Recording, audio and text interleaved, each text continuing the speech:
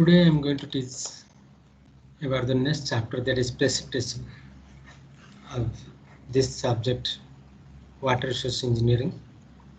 In the first chapter, in the last class, that we discussed about the hydrologic cycle, about different processes involved in the hydrologic cycle, about watershed, about basin, about drainage area, that we discussed.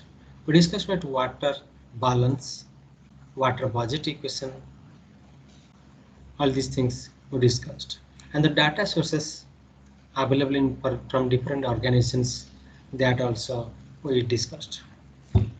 So today we are going to discuss about this precipitation, its measurement, okay, how the measurement is done, how analysis is done, that we will discuss. So first of all, forms of precipitation. There are different forms of precipitation. First, rain. We call it rain when water drop size is more than 0.5 mm.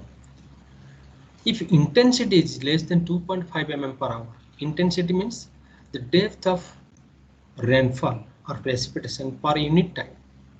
If this intensity is less than 2.5 mm per hour, then it is called light rain. If it is 2.5 to 7.5 mm per hour, it is called moderate rain. If it is more than 7.5 mm per hour, then it is called heavy rain. Okay, these are the raindrops. These are the drizzle. Means when the drop size is less than 0.5 mm, intensity is less than 1 mm per hour. 1 mm per hour. It is drizzle. Okay, very slow, very light rain. Okay, with drop size, very small drop size, less than 0.5 mm. Okay. Snow means these are the ice crystals, okay, whose density is 0.06 to 0.15 gram per cc. These are the snow image. Next is glaze. Glaze is nothing but the same drizzle, but it becomes ice coating by freezing when it comes in contact with cold ground surface. If the surface is very cold, okay, this drizzle water, when it comes to with the contact with the surface, then it becomes ice coating like this. This is called glaze. Next is sleet. Sleet are nothing but the frozen raindrops. Frozen raindrops, transparent grains. Okay, small size grains which form when rain falls through air at subfreezing temperature. Means at air only.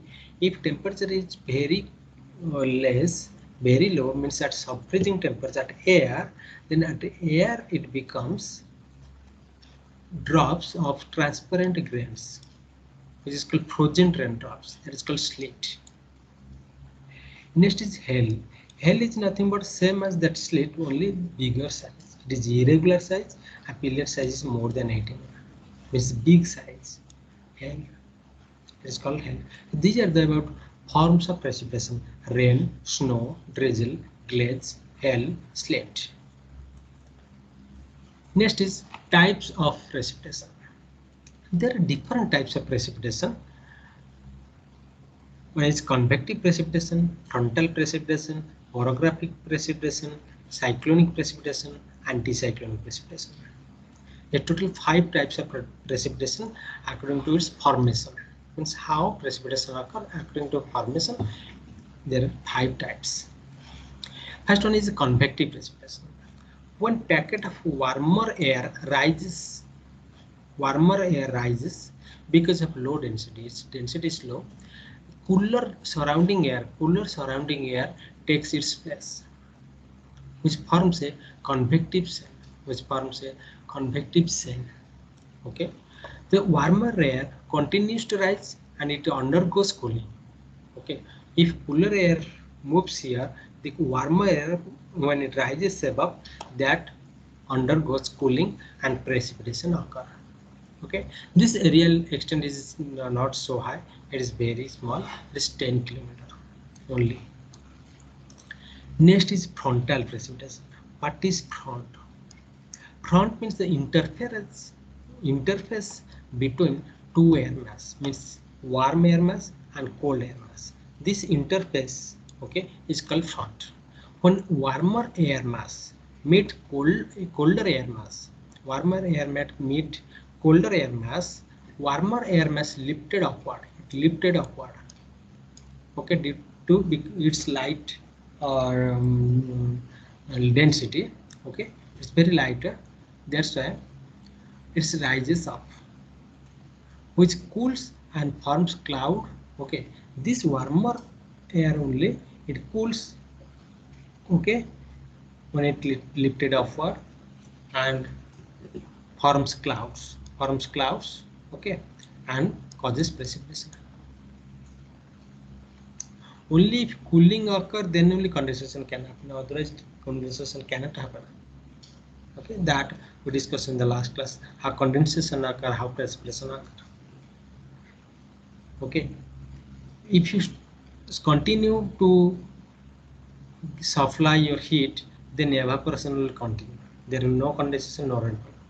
Once you stop heating and you start cooling, then condensation will occur, and then precipitation. Next is orographic precipitation. Orographic precipitation is due to this barrier, mountain barrier. The moist air mass is lifted upward due to this mountain barrier. When it is lifted upward, it undergoes cooling here. Okay, undergoes cooling, condensation, it creates clouds, condensation occur, and precipitation occur.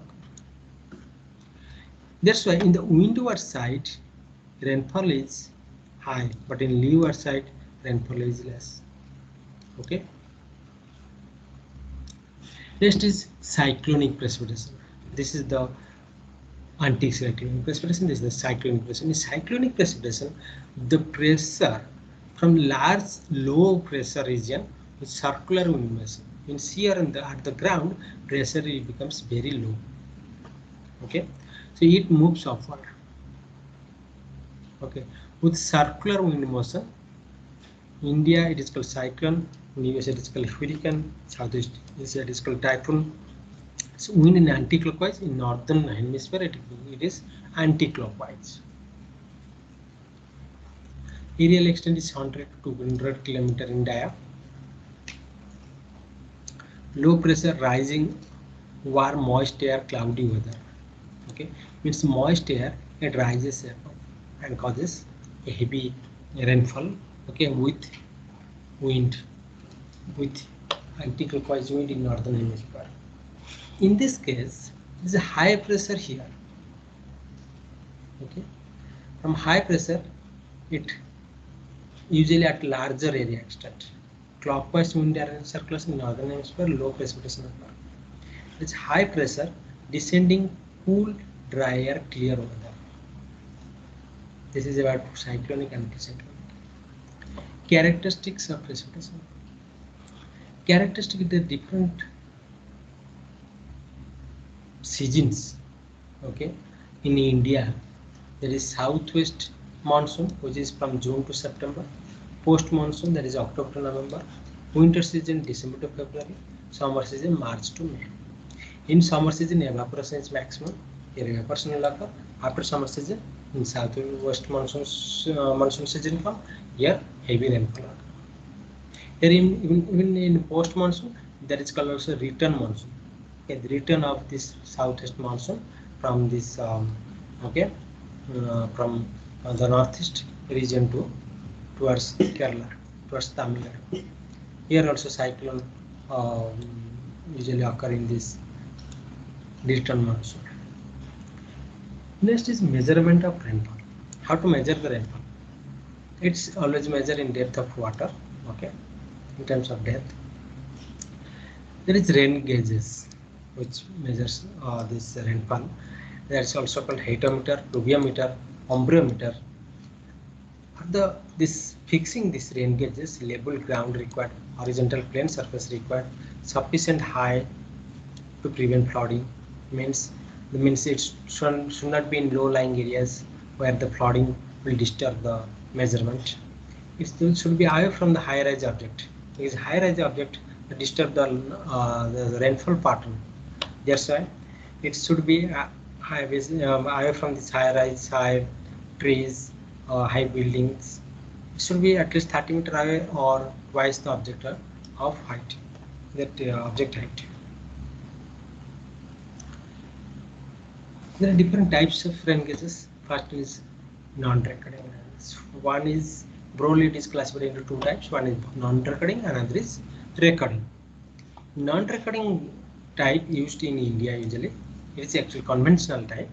Okay, it is also called Simon's gauge. It is measured at 8:30 Delhi and recorded in rainfall of that day. Delhi morning 8:30 it is collected. If heavy rainfall occur like in monsoon period, okay, more than once reading can be taken. Okay, the total summation of the rainfall is the total rainfall of that day. Okay, this is the IS standard non-recording Simon's rain gauge. Okay, according to IS standard, this is the funnel. Okay, which this is the collecting bottle. Okay, through this funnel the water is collected. This is 203 or everything is in mm. 305. Okay, this is the concrete block of size 600, 600, 600. Okay, this width, this is the pan, means that lead. That is the thickness is 26.4 here, 25.4. Okay, and this width is 127. The dimension is according to the size 4. Okay, and this collecting this Simon's rain gauge you can see here in the field. Okay, the funnel is inside here. Okay, this is the lead. Okay, the funnel is inside, and that collecting bottle is taken out of this system and is collected in measuring glasses. Okay, the graduated measuring glass is used. Graduated. Okay, there is reading is there. You just put here. It's like beaker. If you put here, you can measure here the depth of rainfall. Next is recording type. Recording type non-recording means here we are doing manually. We are putting that bringing that collecting tank and putting here inside this measuring glass, and we are doing that is manually. That is called non-recording. Recording means it is automatically it will give you the record. Okay, but just not required to bring that that collecting bottle and measuring that glass. Okay, it produces continuous plot of intensity of rainfall against time. Okay, its recording type means your continuous plot of rainfall. Okay, it can be intensity, it can be also cumulative rainfall also sometimes in some instrument, because there are different types of recording type. Okay, one is tipping bucket type. Okay, and there is weighing bucket type. One is natural siphon type or floating type. Okay, these three types usually used. In tipping bucket type, intensity of rainfall can be get from the plotting graph which is attached. This is a receiver. Okay, 30 centimeters width funnel. There is tipping bucket. This is tipping bucket. Okay, 0.5. It can contain 0.25 mm of rainfall collected in one bucket, and tips brings another one in position. Once it's full, then another one will come into position. The water from tipped bucket is collected in a storage can. There is storage can inside. Okay, the tipping bucket. This is storage can. Okay, it collects the water from tipped bucket is collected in this storage tank. The intensity of rainfall is obtained from the plot. There is one pen is attached. Okay, mechanism will be there. So attach this is the pen. Okay, it is attached here. That pen will give you the drawing, or will give you the plot between intensity of rainfall versus time. The tipping actuates an electrical driven pen to trace a record and clockwise driven chart. The chart like graph paper is attached here, and one pen is attached here. It will give you automatical reading. Your weighing bucket type. Okay. Means here it will give the number of times the bucket filled with 0.25 meter. Once we get the number of times, then 0.5 to 2.5 you multiply, will give you the total depth of rainfall. When bucket type, it gives the mass curve.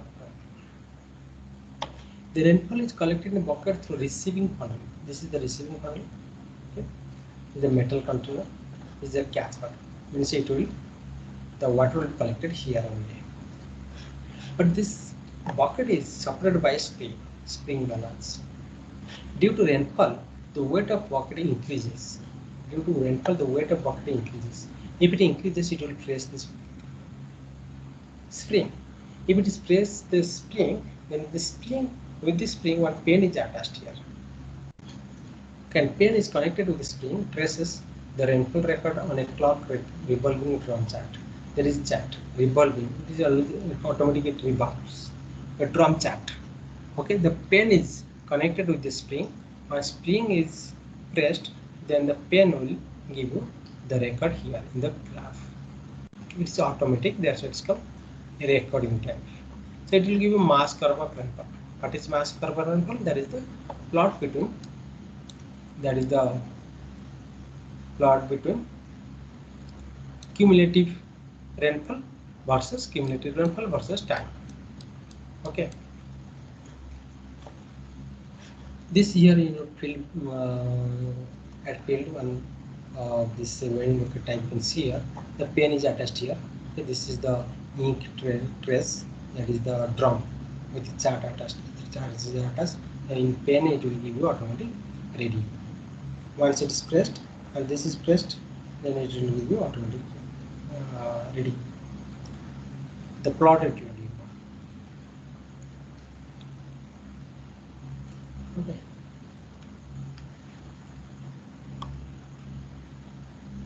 Next is natural siphon type or floating type. It will also give you mass curve of rainfall. Rainfall collected in funnel which led to into float chamber and rise the float. Actually, there is a float. Okay. Through this funnel, the water is collected here in this filter. This is the float chamber. Rainfall collected in funnel which led into float chamber. Here float chamber, it will come to the float chamber and rises the float. The float rises. Once it comes water, the float will rise. When float rises, an attached pen. One pen is attached here. Okay. Here one pen is attached here. Pen is attached. Records the rainfall on a rotating drum driven by clockwise mechanism. This is the drum, rotating drum. Okay, driven by clockwise mechanism. Here the chart is there. Here it will give you the, like in previous rain gauge, it will give you the mass curve of rainfall. A siphon arrangement empties the float chamber when the float reaches preset maximum. You have to set the preset maximum level. You have to fix. Okay, siphon arrangement empties the float chamber. Then float chamber will empty. The siphon arrangement is there. The siphon is there. Okay, this is the siphon. Whatever the water collected in this float chamber, that will be drained out. And float reaches a preset maximum. This is the example of this natural siphon type. Okay, this is the driven that chart, clockwise driven chart. Next is rain gauge network. In plain region, one rain gauge, okay, for 600 to 900 square kilometer is ideal. If it is 1 per 900 to 3000 square kilometer is acceptable. Okay, means it should not be, okay, it should not spread in more area. Means 1 per, say if area increases, then it will not be acceptable. In mountainous region, 1 per 100 to 250 square kilometer, that is ideal. 1 per 225 to 1000 square kilometer, that is acceptable. In arid region or polar region, rainfall is very scanty. 1 per 1500 to 10,000 square kilometer is okay. According to IS standard, in plain region, 1 rain gauge per 520 square kilometer. In region of average elevation of 1000 meter, 1 rain gauge for 260 to 390 square kilometer required according to this IS standard. In hilly region with heavy rainfall, 1 rain gauge for 130 square kilometer is used.